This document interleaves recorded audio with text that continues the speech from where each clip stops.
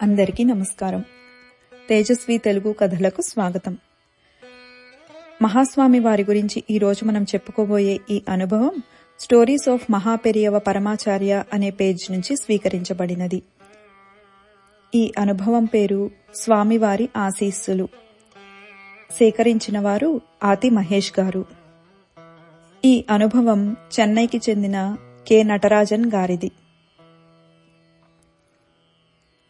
K Natarajan ధార్వాడ్లో నివసించేవారు.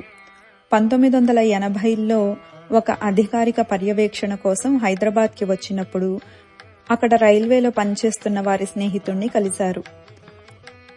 అప్పుడు మహాగావ్లో అనగా గుల్బర్గా జిల్లా మకాం చేస్తున్న పరమాచార్య స్వామివారిని సందర్శించి స్వామివారి ఆశీస్సులు తీసుకోమని వారి స్నేహితుడు నటరాజన్కు సూచించాడు.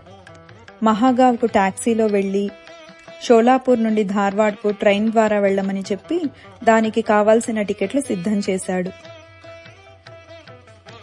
నటరాజన్ హైదరాబాద్లో కొన్ని దానిమ్మ పళ్లను కొని టాక్సీలో మహాగావ్కు బయలుదేరాడు. ఎత్తుగా ఉన్న ఒక వేదికపై కూర్చున్న మహాస్వామి వారిని చూడగానే నేలపై పడి 6 సార్లు సాష్టాంగ నమస్కారం చేశాడు. స్వామివారు సూటిగా నటరాజన్ వైపు చూశారు. స్వామివారి దగ్గర ఉన్న ఒక యువకుడు నటరాజన్ గురించి చెప్పమని అడిగాడు. అందుకు నటరాజన్ అతని పేరు, ఉద్యోగం, తల్లి వైపు వారు, తండ్రి వైపు వారు అన్నీ వివరించి చెప్పాడు. అయినా స్వామివారు ఎటువంటి ప్రతిస్పందన లేకుండా అలా చూస్తూనే ఉన్నారు.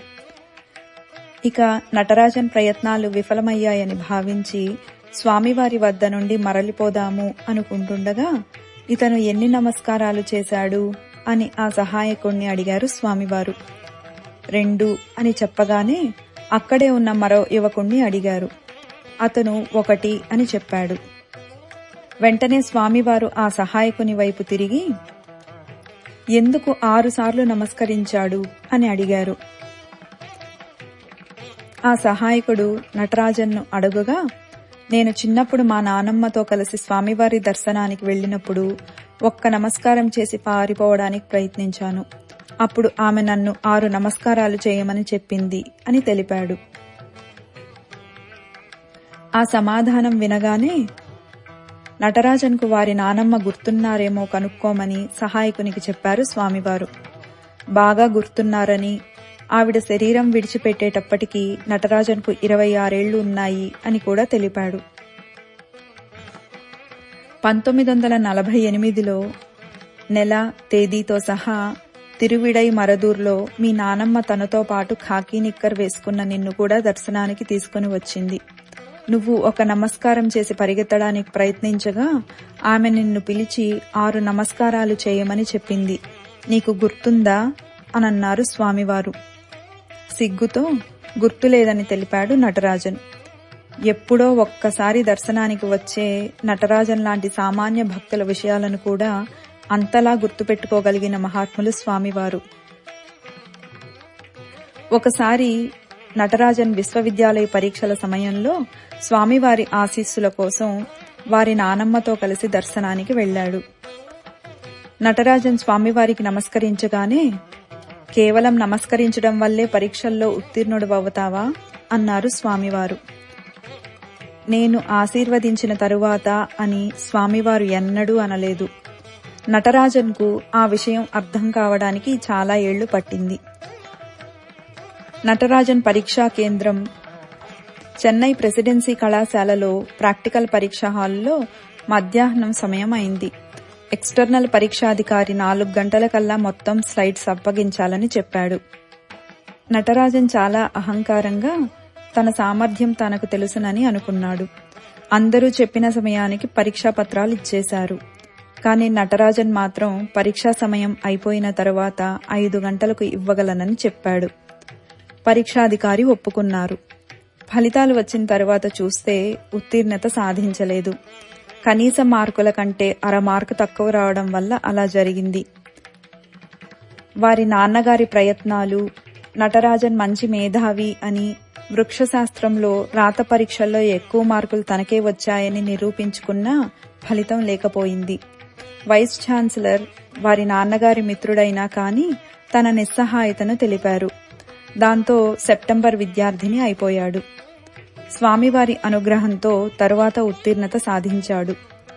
కేరళలో 24 సంవత్సరాలుగా చేస్తున్న ఉద్యోగాన్ని 1980లో వదిలేసి చెన్నైలో ఒక కర్మాగారం ప్రారంభించదలచి వారి భార్యతో కలిసి స్వామివారి దర్శనానికి వెళ్లాడు నటరాజన్. స్వామివారు సానుకూలంగా స్పందించకపోవడంతో కొత్త ఉద్యోగంలో చేరడానికి అనుమతి కోరాడు. స్వామివారు అందుకు సమ్మతించి తాను వెళ్లబోతుండగా పూలతోటను ఎందుకు పెట్టరాదని అడిగారు. తనకు ఆ ఆలోచన అంతగా నచ్చకపోవడంతో మీ ఆశీస్సులు ఉంటే చేయగలను అని సమాధానం ఇచ్చాడు. తరువాత కొత్త ఉద్యోగంలో చేరి మంచి స్థితికి వచ్చాడు. 1992లో వ్యవసాయంలో అడుగు పెడదామని నిర్ణయించుకున్నాడు. భాగస్వామ్యం కోసం థాయిలాండ్కు వెళ్లి మొత్తం వివరాలతో స్వామివారి ఆశీస్సుల కోసం దర్శనానికి వెళ్లాడు. స్వామివారి ఆశీస్సులు అందుకున్న తరువాత విషయం ఏమిటని అడుగగా ప్రణాళిక మొత్తం వివరించాడు.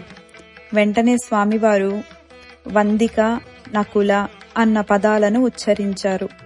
నటరాజన్కు ఏమీ అర్థం కాకపోవడంతో అతని పరిస్థితిని చూసి అవి ఆయుర్వేదంలో ఉపయోగించే ఆర్కిడ్స్కు సంస్కృత పదాలని తెలిపారు. వాటిని చెప్పడానికి తమిళంలో సరైన పదాలు లేవని వివరించారు. ఆయుర్వేదము, వృక్షశాస్త్రము మరియు భాషాశాస్త్రాలపై స్వామివారికున్న అపారమైన జ్ఞానానికి నటరాజన్ ఆశ్చర్యపోయాడు. స్వామివారి వద్ద నుండి సెలవు తీసుకుంటుండగా 1980లో దర్శనానికి వచ్చినప్పుడు జరిగిన విషయాలను, సంభాషణలను గుర్తు చేస్తూ చెన్నైలో కర్మాగారం ప్రారంభించడానికి స్వామివారి అనుమతి కోరినప్పుడు పూల తోటలు సాగు చేయమని స్వామివారు నటరాజన్ను ఆదేశించిన విషయం గుర్తుకు వచ్చింది. స్వామివారి దూరదృష్టి అసామాన్యం. కె. నటరాజన్కు సంబంధించిన ఈ అనుభవాలు moments of a life time అనే గ్రంథం నుంచి స్వీకరించబడినది. అపార కరుణా సింధుం జ్ఞానదం శాంతరూపిణం శ్రీ చంద్రశేఖర గురుం ప్రణమామి ముదాన్వహం. స్వస్తి.